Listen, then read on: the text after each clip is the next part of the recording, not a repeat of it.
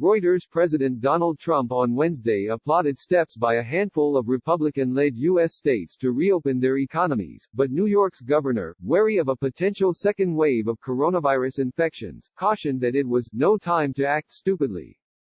About a half-dozen U.S. states, mostly in the South, are loosening stay-at-home guidelines, allowing an array of non-essential businesses to reopen in the hope of reviving their devastated economies. Trump, a Republican seeking re-election on November 3, gave these states a show of support on Twitter. States are safely coming back. Our country is starting to open for business again. Special care is, and always will be, given to our beloved seniors, except me, wrote Trump, who is 73.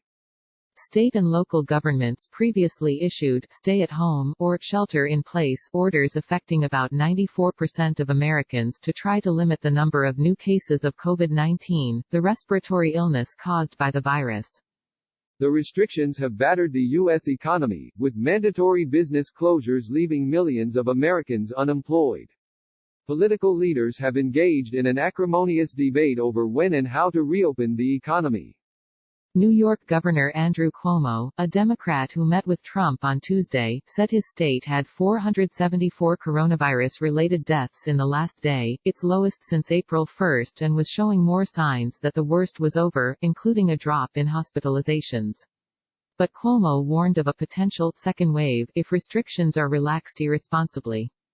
This is no time to act stupidly, said Cuomo, whose state has been the U.S. epicenter of the pandemic.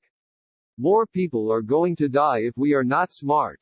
Cuomo acknowledged that local officials feel political pressure to reopen businesses but warned against making decisions based on such factors. We make a bad move, it's going to set us back, Cuomo said, adding that the pandemic is not going away anytime soon. U.S. coronavirus deaths have exceeded 46,000 while confirmed cases climbed to more than 815,000, according to a Reuters tally. At current rates, U.S. deaths could reach 50,000 later this week. A University of Washington model, often cited by the White House, now projects nearly 66,000 U.S. coronavirus deaths by August 4, an upward revision from about 60,000. Cuomo said New York would work with neighboring Connecticut and New Jersey on a joint program to trace the contacts of infected people to prevent further spread. He said former New York Mayor Michael Bloomberg will help develop the program. Bloomberg will contribute upward of $10 million, Cuomo's aide Melissa DeRosa said. Greg Abbott of Texas on Wednesday became the latest Republican governor to signal plans to ease restrictions, promising to unveil a plan next week to reopen as many businesses as possible in his state in the first week of May. However, we want to make sure we do it in a very safe way that does not stoke an expansion of the COVID-19, Abbott told Fox Business Network.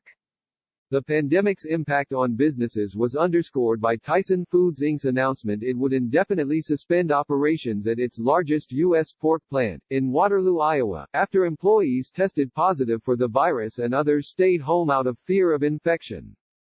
Las Vegas Mayor Carolyn Goodman said she favored reopening her city, a gambling hub, but wanted casinos and other private businesses to sort out safety measures for themselves. She said she believed competition within free enterprise would wipe out any business that contributed to the pathogen's spread. Right now we're in a crisis health-wise. And so for a restaurant to be open or a small boutique to be open, they better figure it out. That's their job. That's not the mayor's job, Goodman told CNN. Georgia Republican Governor Brian Kemp is allowing gyms, hair salons, bowling alleys and tattoo and massage parlors to reopen on Friday, followed by movie houses and restaurants next week. Cherish Burnham, a 45-year-old stay-at-home mother from Roswell, Georgia, said she was stunned by Kemp's decision. She said it could put more lives at risk. I saw his announcement flash on my phone and my jaw dropped, Burnham said. It's careless and will be catastrophic to countless more lives in our state.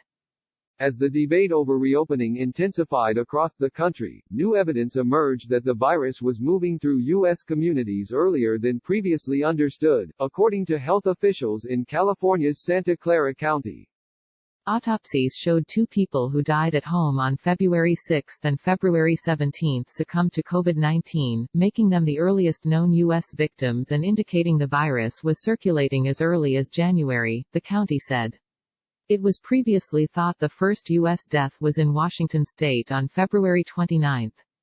What these deaths tell us is that we had community transmission probably to a significant degree, far earlier than we had known, and that indicates that the virus was probably introduced and circulating in our community far earlier than we had known, Santa Clara County Health Officer Sarah Cody said. The virus was first reported in China late last year before spreading globally.